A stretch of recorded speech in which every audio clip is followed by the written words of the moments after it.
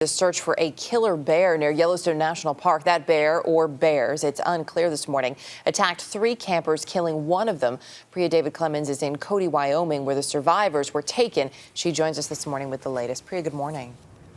Erica, good morning to you. The 2 survivors were brought here to this Cody hospital. One was treated and released. The other survivor is still recovering from her wounds. Meanwhile, wildlife officers are doing all they can to hunt down the bear or bears involved in these attacks. Armed officials inspected the scene of Wednesday's brutal bear attack, trying to determine if it was one or more than one animal that rampaged through the Soda Butte campgrounds near Cook City, Montana. 1 camper was mauled to death, 2 others injured. These were 3 individual campers and at 3 individual campsites. Large steel bear traps were set out in an effort to capture the animal. The man who died was reportedly dragged from his tent and found near the edge of the campgrounds. This isn't the first time bears have attacked campers here. What I was attacked by was a 450-pound grizzly female bear at about 3 o'clock in the morning, and I can't think of anything more scary in my life. 2 years ago, STEVENBARTLEY was mauled by this grizzly bear at the same campground. The bear crushed several bones in his hand as he struggled to fight it off. But deadly bear attacks are rare.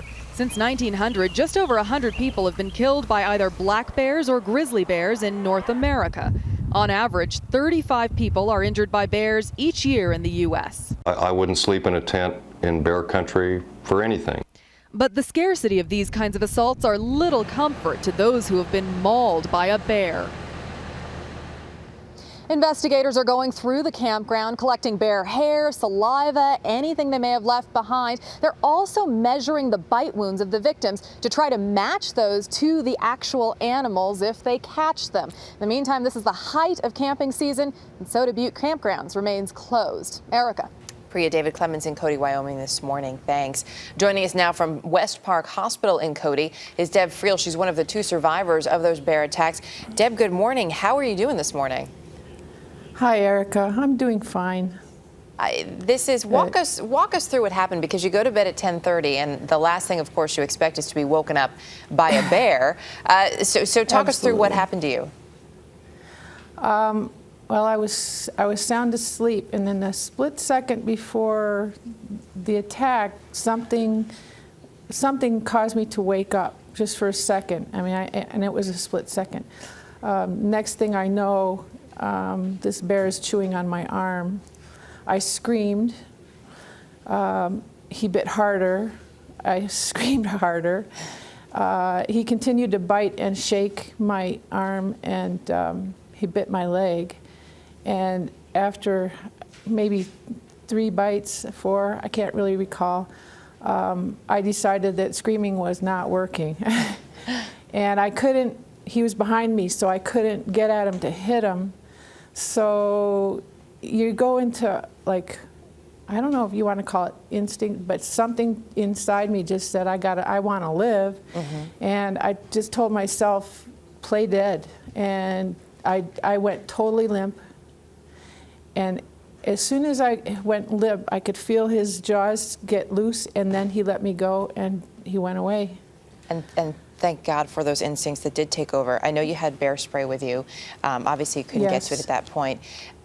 It was behind me. Yeah. So this all happens, and then you have to lay there for a little while, of course, to make sure that he's gone. Your husband was with you. Where was he at this point?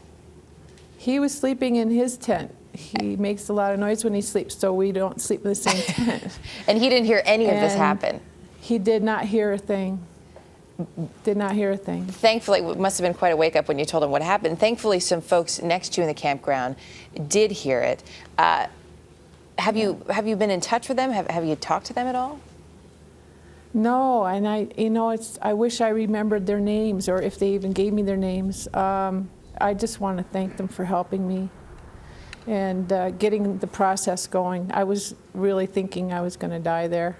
I know you made your own tourniquet because you saw obviously how badly you were bleeding. You're an avid camper. Does this give you pause at all, though, about where and when you'll take your next camping trip? I don't know, because I I have experienced camping, many, many years of camping. It's not my first experience around bears. This, to me, was just an absolute freaky thing, and I have to believe that that bear was not normal.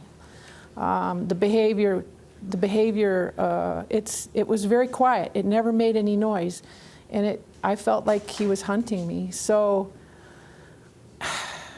I don't know what's going to happen right now. I mean, I was ready to get back in my tent yesterday, but you know, each day progresses and things are. You think about it a little bit more. Starting to go through my head. Well, I have to say, I'm so impressed with your composure, not only in the moment, but how you can sit here and talk about it so easily with us. We really appreciate you sharing this story. Yeah. Deb Freele, thanks for being with us.